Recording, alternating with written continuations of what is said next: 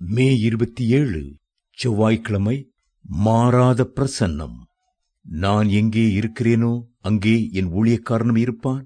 ஒருவன் எனக்கு ஊழியம் செய்தார், அவனை பிதாவானவர் கனம் பண்ணுவார். யோவான் 12:26. கிறிஸ்து தன்னுடைய ஊழியக்காரர்களுக்கு கொடுக்கிற மிகப்பெரிய ஆசீர்வாதங்களில் ஒன்று அவருடைய மாறாத பிரசன்னமாகும். கர்த்தருடைய பிரசன்னம் இருக்கும் இடத்தில் ஊழியக்காரன் வல்லமையோடு இருப்பான். அன்றைக்கு தமக்கு ஊழியம் செய்த சீஷர்களோடு இருந்து அற்புதங்களினாலும் அடையாளங்களினாலும் வசனத்தை உறுதிப்படுத்தினதைப் போலவே இன்றைக்கும் தமக்கு ஊழியம் செய்கிற தேவனுடைய அனைத்து ஊழியக்காரர்களோடும் அவருடைய பிரசன்னம் மாறாததாயிருக்கிறது.